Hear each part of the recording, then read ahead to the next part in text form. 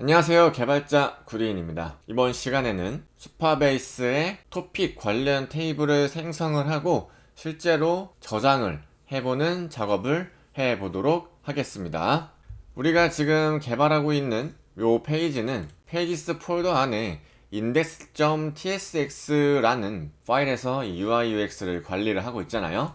그런데 지금은 나만의 토픽 작성 버튼을 클릭을 하였을 때 크리에이트 페이지로 넘어가는 걸 확인할 수가 있었습니다. 자, 그러면 로그인이 되지 않은 상태에서 요 저장과 발행 기능을 막아주던지 혹은 애초에 이 페이지에서 나만의 토픽 작성 페이지로 넘어가지 않게 막아줄 수 있는 방법이 있는데 저는 이 후자를 한번 선택해 보도록 하겠습니다.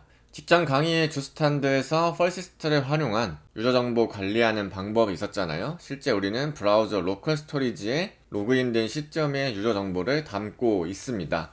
그래서 그 부분을 활용을 해서 한번 이 기능을 구현해 보도록 할게요. 저는 이 부분을 const handle route라는 이름으로 관리해 보도록 하겠습니다. 클릭이 되었을 때 유저가 있는지 없는지를 한번 체크를 해보면 되겠죠? 저는 그래서 const user를 우리가 use us store에서 state의 user를 이렇게 호출을 할 수가 있는 거죠. 그러면 이 부분에서 만약에 자, 유저가 없다면 자, 이렇게 쓸 수가 있는데 지금 우리의 유저의 구조가 뭐죠? 헤더 컴포넌트에서 사용을 하는 것처럼 유저 이메일이 있을 때만 보여주는 이런 느낌으로 해줄 건지는 이제 여러분들 선택을 하시면 될 것 같습니다. 저는 개인적으로 초기값을 널로 설정해 주는 게 더 좋을 것 같아요. 일단은 추후에 그거는 바꿔보도록 하고 저는 이제 하나라도 없으면 경고 메시지를 띄워주겠습니다. 토픽 작성은 로그인 후 가능합니다. 이런 식으로 한번 띄워볼게요. 그리고 이 핸들 라우트 함수를 이제 여기에 걸어주면 되는 거죠. 그리고 이 부분의 코드를 복사하셔서 이 아래쪽에 넣어주면 되는 거죠. 그리고 없을 때는 이제 이 함수를 종료시키는 리턴 키워드를 넣어주면 될 것 같습니다. 버튼을 클릭했을 때 이제는 로컬 스토리지에 각각의 정보가 없기 때문에 자, 이렇게 나오는 겁니다. 지금은 이제 유저가 없다고 이렇게 작성을 해버리면 초입값이 있기 때문에 아마 넘어갈 것 같아요. 그죠? 지금 넘어가죠? 왜냐면 유저가 기본적으로 세팅이 되어 있기 때문이죠. 그래서 널로 바꿔주거나 아니면 이렇게 디테일하게 설정을 해줘서 진행을 해줘야 될 것 같습니다. 자, 일단은 이렇게 해주고 마지막에 최종적으로 리팩토링 할 때 뭐 널 처리를 해주던지 해보겠습니다. 실제로 로그인을 진행을 해서 이제 접근되는지 확인하면 되겠죠?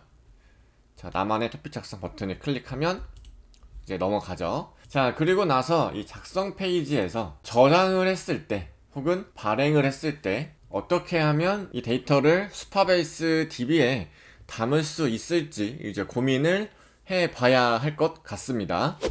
자, 여기서 우리는 두 가지 정도 고민을 할 수가 있는데요. 수파베이스의 테이블을 이제 생성을 해 볼 텐데 자, 이때 이 나만의 토픽 생성이라는 버튼을 클릭을 했을 때 토픽을 생성해 버릴 건지 아니면 이 페이지에 접근한 다음에 저장과 발행을 버튼을 눌렀을 때 그때 이 토픽 아이디가 생성이 돼서 토픽 생성 자체를 이 시점에 시켜 버릴 건지를 이제 두 가지 정도로 방법을 이제 나눌 수가 있을 것 같습니다. 만약에 저장 버튼이 없고 발행만 있었으면 아마 이 발행 버튼을 눌렀을 때 토픽을 생성하는 게 조금 더 로직에 좀 맞지 않나 이런 생각을 했었는데 저장이 있기 때문에 저장을 하려면 이제 토픽 아이디가 필요하잖아요. 그래서 반드시 저장이 되어야지만 이 아이디가 생성이 되기 때문에 사실상 이제 발행과 로직은 차이가 없지만 저장인지 발행인지 관리하는 이 상태값 정도의 차이만 있을 것 같아서 저희는 이 나만의 토픽 생성하기 버튼을 클릭을 했을 때 토픽을 생성하는 쪽이 조금 낫지 않을까.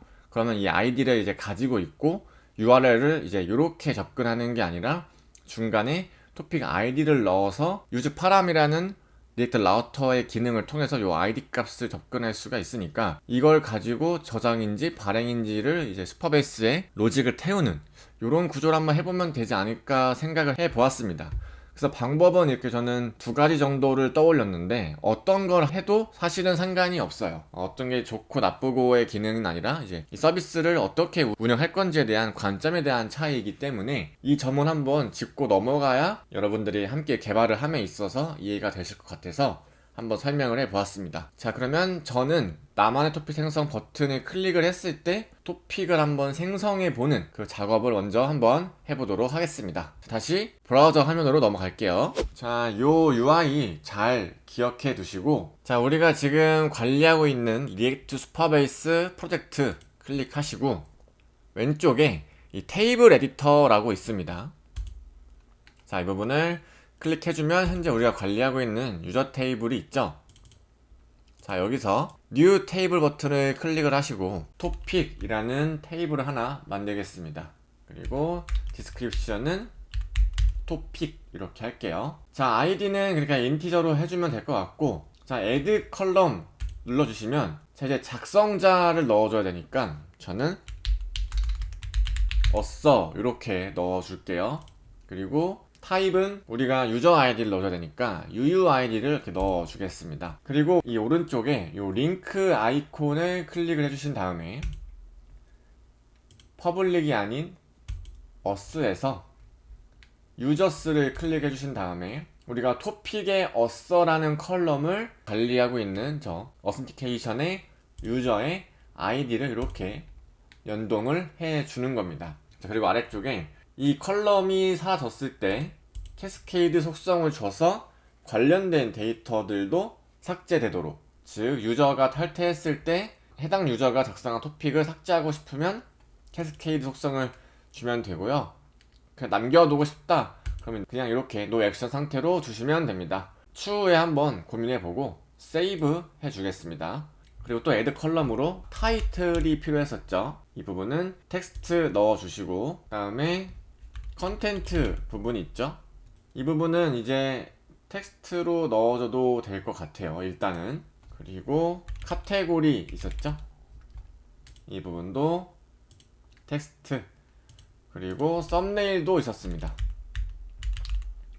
이 부분도 실제로는 파일로 우리가 업로드를 하지만 DB에 저장될 때는 보통 URL 형식의 스트링 문자열이 저장되기 때문에 이 부분도 텍스트 이렇게 해주면 될 것 같아요. 자, 이 정도면은 다 된 것 같습니다. 자, 그리고 세이브를 한번 해볼게요. 자, 그러면 테이블이 하나가 생겼고, 자, 토픽 테이블도 add RLS publish 버튼 클릭해 주신 다음에 자, create publish 눌러주시고 all 눌러주세요. 그리고 us의 UID와 실제 작성자의 ID가 같을 때만 이제 할 수 있도록 이렇게 세팅을 해주시고, 이름도 뭐 아무렇게나 지어주시면 될 것 같습니다. 자, 그리고 세이브. 자, 이 부분은 이제 ID가 아니라 어써 이렇게 바꿔주시고 세이브 해주시면 자, 됐고, 자, 그리고 여기 API 다큐멘트 보신 다음에 인설트 부분이 생성하는 부분이니까 나만의 토픽 작성을 했을 때, 즉 요 테이블에 로우 데이터 한 줄을 밀어 넣는 거죠. 이 부분을 카피를 해서 요 부분에서 자, 이렇게 넣어주면 되는 거죠. 그리고 슈퍼베이스 불러오시고 여기다 async 걸어주시고 나만의 토픽 생성 버튼 클릭. 이때는 뭐 아무 데이터도 사실 넣지 않을 거기 때문에 빈 배열 넣어주면 될 것 같습니다. 일단 만약에 자, 데이터가 있으면 저는 토스트 UI로 토픽을 생성하였습니다. 이렇게 해주시고, 생성이 완료가 되면 내비게이트를 통해서 페이지 라우팅 처리를 해주면 되는 거죠. 자, 근데 URL도 사실 토픽스에 이렇게 토픽 아이디로 넣어주는 게 조금 더 정확하겠죠. 그래서 이 아이디를 생성하고 있다, 뭐 이런 느낌이 들도록 해줘야 하기 때문에 이 부분을 백틱으로 바꿔서 이 토픽 아이디 부분을 이렇게 바꿔주면 될 것 같습니다. 자, 그러면 이제 토픽 아이디를 어디선가 받아와야 되는데, 이때 자, 생성이 됐을 때 데이터를 한번 찍어 보겠습니다. 자, 개발자 도구 열어주시고 나만의 토픽 작성 버튼을 클릭을 했을 때, 자, 뭔가 데이터가 아무것도 들어가 있지 않은 걸 확인할 수 있죠. DB에 뭔가 들어왔겠죠. 아무것도 안 들어왔네요. 자, 왜 그럴까요? 우리가 아무 데이터도 담지 않았기 때문에 안 들어온 거예요. 자, 그러면 이 부분은 조금 수정해 주겠습니다. 자, 기본적으로 타이틀은 널, 컨텐트도 널, 카테고리도 널 넣어주시고, 썸네일도 있었죠? 이 부분도 널 이렇게 넣어주도록 하겠습니다. 자, 그리고 다시 한번 해볼까요? 이 부분을 눌렀을 때, 자, 403이 뜨네요. 403 에러는 우리가 RLS 정책을 설정할 때 이렇게 넣었어요.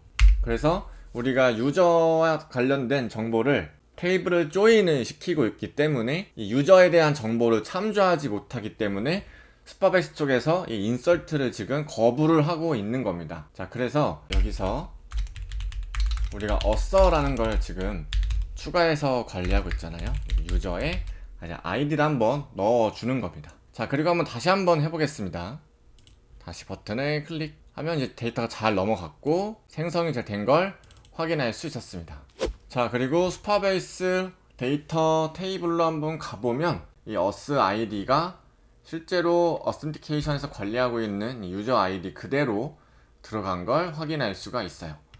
자, 이렇게 생성이 되면 이때 우리가 필요한 건 뭐죠? 이 아이디가 필요한 거죠. 그러면 이 부분을 살려서 데이터의 0번에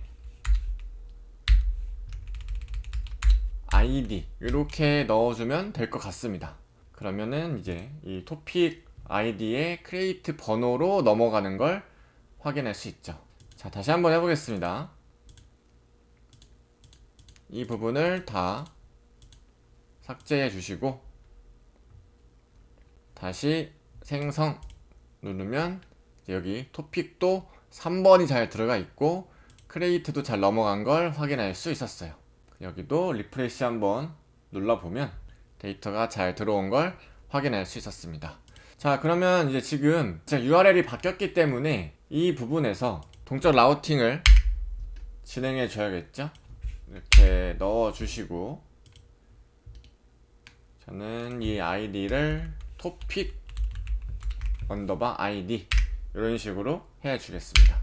자, 그리고 main.txx 가셔서 이제 페이지 이 라우팅 할 때 리액트 라우터에서 동적으로 어떻게 사용하는지 우리가 활용을 하면 되는 거죠. 자, 그 작업을 한번 해보겠습니다. 리액트 라우터 공식 문서로 가셔서 자, 여기서 이 부분을 토픽 아이디 이렇게 넣어주면 될 것 같네요. 그러면은 잘 나오는 걸 확인할 수 있었고, 자, 공식 문서 보면은 이렇게 사용을 하라고 되어 있으니까 이 부분을 추가해서 진행해 준 겁니다. 그리고 use 파람이라는 걸 불러와서 요 카테고리 아이디나 이 프로덕트 아이디를 참조할 수가 있는 거죠. 마찬가지로 여기서 const topic id use params 이렇게 불러오면 될 것 같습니다. 이 부분은 사실 여기서 사용할 건 아니니까 이 코드는 이제 create 페이지에서 사용하는 거죠. 그래서 이렇게 사용을 하면 될 것 같습니다. 뭐 이거 에러 처리도 해줄까요? 만약에 에러가 있으면 우리가 기존에 어떻게 처리를 했죠? 이런 식으로 처리를 했네요. 이것도 그냥 복사 붙여넣기 해주겠습니다. 자, 이러면 이제 페이지 생성 정도는 끝난 것 같아요. 스파베이스의 데이터 초기 생성까지 완료를 하였고, 반환받은 아이디를 기준으로 페이지 라우팅 처리까지 해주는 작업을 한번 해보았습니다.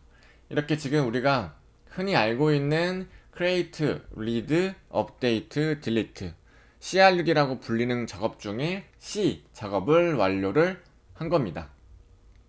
사실상 이렇게 저장이나 발행 버튼 눌렀을 때도 생성과 가까운 의미이긴 하지만 우리가 지금 만들고 있는 구조에서는 사실상 업데이트에 관련된 거겠죠? 생성을 이렇게 지금 해버렸으니까 요 아이디를 기준으로 갖고 업데이트 할 때는 이 API 다큐멘트에서 아이디를 참조를 해서 요 아이디를 넣고 이퀄 일치하는 아이디를 넣어준 다음에 각각의 컬럼을 수정해줘서 API를 통신해서 데이터베이스를 이제 리프레시 해주면 되는 로직일 것 같습니다. 그렇게 어렵지 않을 것 같아요. 이번 시간에 뭐 가장 중요한 건 이 화면을 보고 우리가 왜 저렇게 데이터베이스에 컬럼을 작성을 했고 왜 생성을 먼저 해서 토픽 아이디를 받았는지 이 전체적인 로직을 이해하시는 게 더 중요하니까요. 이번 강의는 꽤 중요하다고 저는 생각이 들어서 이해가 되지 않는 분들은 영상을 반복 시청하셔서 반드시 본인의 지식으로 만드신 다음에 다음 강의에서 저와 함께 이어서 진행해 주시면 될 것 같습니다.